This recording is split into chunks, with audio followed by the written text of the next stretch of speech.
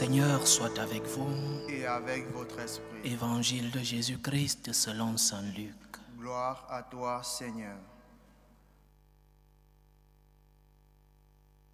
En ce temps-là, lorsque Jésus, dans la puissance de l'Esprit, revint en Galilée, sa renommée se répandit dans toute la région. Il enseignait dans les synagogues et tout le monde faisait son éloge. Il vint à Nazareth où il avait été élevé. Selon son habitude, il entra dans la synagogue le jour du sabbat et il se leva pour faire la lecture. On lui remit le livre du prophète Isaïe.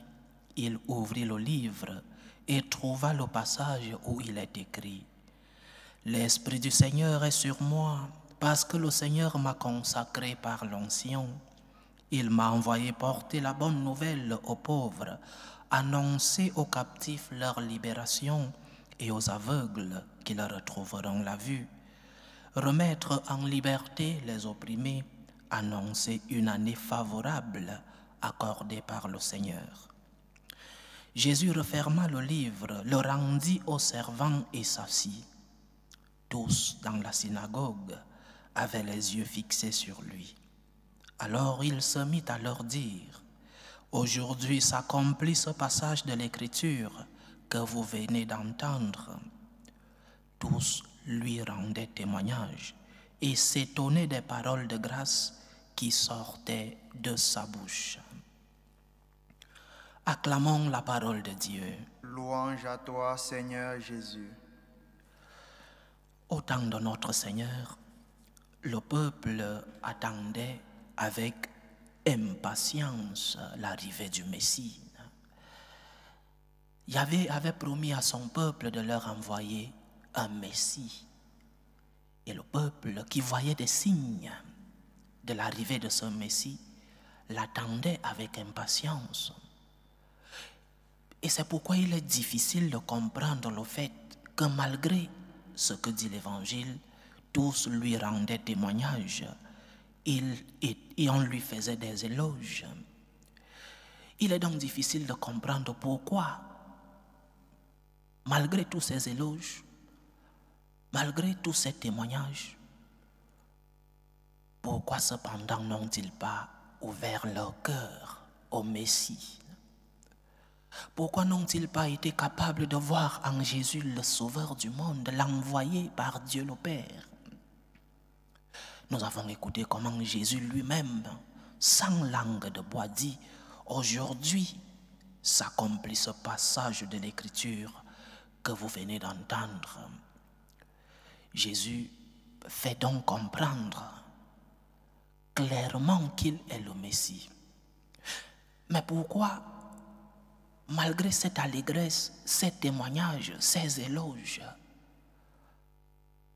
pourquoi le peuple d'Israël n'a-t-il pas accepté Jésus comme le Messie? Pourquoi, comme dit Saint Jean, il est venu parmi les siens et les siens ne l'ont pas reçu? Mais pourquoi?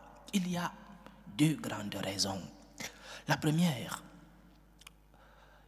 il y avait un grand groupe dans ce peuple d'Israël qui attendait un Messie, oui, mais un Messie libérateur politique.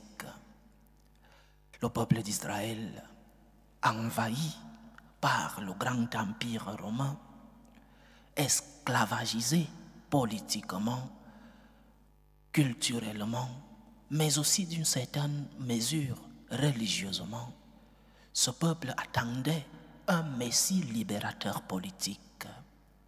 Il ne voulait pas un libérateur spirituel. C'était très peu. Pour ce peuple réduit à l'esclavage romain, il voulait quelqu'un qui allait leur enlever ce joug romain, libéré de cet esclavage de l'envahisseur romain. Et le Christ, qui n'était pas un révolutionnaire politique, n'entrait donc pas dans ces plans de ce groupe qui attendait un révolutionnaire politique. Ils ont donc été déçus lorsque, par exemple, le Christ leur dit « Donnez à César ce qui est à César et à Dieu ce qui est à Dieu ». Ces ennemis de César ne comprenaient pas cela. d'où la déception. Il voulait un révolutionnaire politique. C'est la première raison pourquoi le Christ n'est pas accepté. Ce groupe avait une autre image, une image politique révolutionnaire du messianisme. Le Messie qui allait arriver allait peut-être entrer triomphalement avec un grand groupe de militaires, une grande armée, et sauver ce peuple de ce joug romain, de cet envahisseur, de cet esclavagiste romain qui maltraitait le peuple spirituellement, culturellement, politiquement. Les impôts romains étaient une grande pierre posée sur les épaules de ce peuple. Donc, la première raison, c'est que ce peuple, un groupe, une partie de ce peuple attendait un révolutionnaire politique. Et lorsque le Christ leur fait savoir qu'il n'est pas là pour une révolution politique, ce groupe est déçu. Il y a un deuxième groupe, une deuxième raison. Et ce groupe, oui, attendait un libérateur spirituel. Mais s'ils attendaient un révolutionnaire spirituel, un libérateur spirituel, et que le Christ était vraiment un libérateur spirituel, pourquoi ne l'ont pas-ils reconnu? Pourquoi ne l'ont-ils pas reçu?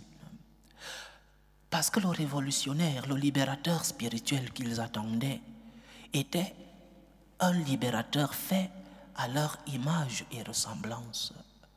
Ils attendaient un libérateur spirituel qui leur donnait le salut, mais un salut gratuit. Un libérateur qui n'allait pas leur demander des efforts. Un libérateur qui allait leur donner certaines règles, comme la Torah existait déjà. Certaines règles, et si tu respectais ces règles, ces normes, alors tu avais le salut. Mais ce libérateur qui vient te parler d'un Dieu personnel, ce libérateur qui vient te parler d'un Dieu amour, ce libérateur qui vient te parler de cette relation personnelle que tu dois avoir avec Dieu et que cela impliquait la conversion, ce libérateur n'était pas le bienvenu. Il voulait respecter la loi, respecter au minimum. Et ce Dieu qui te demande des efforts, ce Dieu qui te demande un peu plus, qui t'exige un peu plus, ce Dieu n'est pas accepté. Aimer le prochain, mais s'il y avait déjà une loi, œil pour œil, dent pour dent, c'était trop pour eux. Ils voulaient donc vivre tranquillement, avec des consciences tranquilles, pour avoir respecté une série de normes.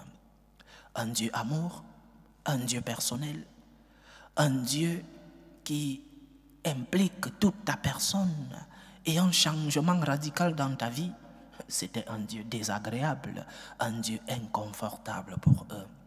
Et c'est pourquoi le Christ n'a pas été reçu. C'est pourquoi le Christ n'a pas été accepté, soit parce qu'il n'était pas un révolutionnaire politique, soit parce que cette image du Messie spirituel n'entrait pas dans les plans de ceux qui attendaient un Messie spirituel. Et nous, quel est le Jésus que nous attendons? Quelle est l'image que nous avons de Dieu? Quel est ce Jésus en qui nous croyons? Parce que nous croyons en Dieu, oui. Mais de quel Dieu parlons-nous? De ce Dieu qui te donne tout gratuitement. De ce Dieu comme celui du génie de la lampe d'Aladin où, au moindre clic, le miracle est fait et produit. De quel Dieu parlons-nous? Du Dieu qui vient nous enlever tous les problèmes de la vie. Ce n'est pas le Dieu chrétien, ce n'est pas le Dieu de la révélation, ce n'est pas le Dieu enseigné par Jésus-Christ. Le Dieu enseigné par Jésus-Christ nous demande une implication totale. Le Dieu, le Messie chrétien, c'est un Dieu qui nous enseigne d'avoir une relation personnelle avec Dieu, pas une relation avec une série de normes. Oui, nous avons des normes. Mais le respect des normes est conséquence. Le respect des normes vient après. Le respect des normes vient après l'amour que nous devons avoir pour Dieu. Lorsque nous avons de l'amour pour Dieu, la norme est facile à respecter. Lorsque nous construisons une relation d'intimité, d'amour, de gratitude envers Dieu, les conséquences, le respect de la norme n'est que facile, logique, parce que le Seigneur lui-même nous accompagne dans ces batailles. Le Seigneur lui-même nous accompagne dans le respect de la norme. Donc, quel Dieu cherches-tu? Le Dieu du supermarché, comme le disait le pape émérite de Benoît XVI. Le Dieu où tu vas dans un supermarché, tu choisis ce dont tu as besoin à la mesure de tes moyens et tu tournes le dos. Ce n'est pas le Dieu chrétien. Le Dieu chrétien est implication totale de la personne. Le Dieu chrétien est exigence de la personne. Dieu te demande des efforts. Saint Augustin dit, Dieu qui t'a créé sans toi ne te sauvera pas sans toi. Dieu qui t'a créé sans tes efforts et sans ton avis ne te sauvera pas sans tes efforts et sans ta liberté. Le Dieu chrétien appelle à l'effort.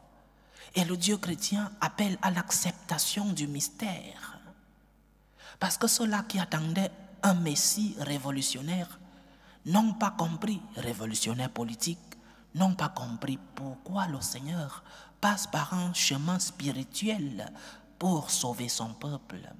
Et ceux-là qui attendaient un libérateur spirituel, mais à leur mesure, n'ont pas compris comment le Seigneur peut être si exigeant. Comment Dieu peut demander cette relation personnelle? Comment Dieu peut être si exigeant dans cette relation avec lui? Oui, notre Seigneur est exigeant. Oui, nous croyons en un Dieu qui nous demande plus d'efforts, plus de sacrifices. Mais les efforts que le Seigneur nous demande, c'est pour notre propre bien, c'est pour notre propre salut. Dieu qui t'a sauvé sans toi ne te sauvera. Dieu qui t'a créé sans toi, pardon, ne te sauvera pas sans toi. Ce Dieu te demande des efforts, des sacrifices. Et par tes efforts, par tes sacrifices, le Seigneur viendra compléter, réaliser cette bonne œuvre qu'il a commencée en toi. Dans une des apparitions de notre Seigneur à Saint Paul, il lui dit, Saint Paul, qui était déjà fatigué dans cette œuvre évangélisatrice qu'il a fait avec brio, Saint Paul qui demandait à Dieu ce qu'il pouvait continuer de faire. Jésus lui dit dans cette apparition, ma grâce te suffit, ma grâce te suffit. Et le Seigneur continue, la force se réalise dans la faiblesse. Ce Dieu qui sait que tu es faible, ce Dieu qui est entré dans l'histoire et comprend ta réalité, ce Dieu réalise sa force dans ta faiblesse humaine. Tu es faible, tu es tombé, Dieu t'aide à te relever. Mais avec tes efforts, avec ta collaboration, avec ta reconnaissance, la reconnaissance de ton péché, de ta faiblesse, lève les yeux, regarde le Seigneur, demande-lui pardon, demande-lui tes grâces. Et le Seigneur lui-même te relève lorsque tu es tombé. Ne lutte donc pas sans la grâce de Dieu. Ne crois pas que tu es si fort et que tu peux te passer de la grâce du Seigneur. La force du Seigneur se réalise dans ta faiblesse. Tu es faible, tu es tombé. Demande pardon à Dieu, demande-lui ses grâces. Et Dieu lui-même, qui réalise sa force dans ta faiblesse, ce Dieu lui-même continuera de te fortifier. Alors, cherchez le Dieu révélé, cherchez le vrai Dieu, pas le Dieu de la lampe de l'Aladin, pas le Dieu qui vient t'enlever tous les problèmes, mais le Dieu qui te fait accepter tes problèmes, mais qui t'aide aussi à porter tes croix quotidiennes. Notre Dieu est miséricordieux, notre Dieu est amour, notre Dieu est celui-là qui est entré dans l'histoire pour enseigner à l'homme comment affronter les problèmes de la vie. Mais Il n'est pas monté au ciel et nous a abandonnés. Il nous a laissé des instruments pour que nous puissions avoir des forces pour affronter nos faiblesses, pour affronter la tentation. Et ces instruments sont les sacrements que le Seigneur nous a laissés dans son Église. L'Église est instrument du salut avec ses sacrements. Pratique donc ta foi, aie une vie de prière, une vie de sacrement, et le Seigneur lui-même réalisera sa force dans ta faiblesse. Que le Seigneur nous aide. Loué soit Jésus-Christ. À jamais.